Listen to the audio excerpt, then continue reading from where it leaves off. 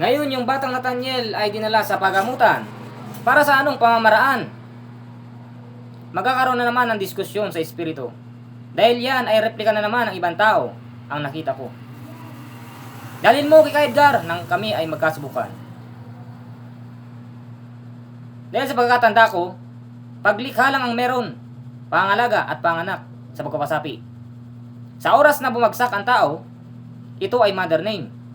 Ito ay babagsak dahil pahigain ang mother name ng father name.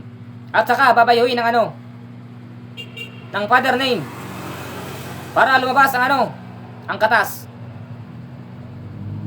Tapos ililipat sa unibersong binhi na siyang kasinungalingan na.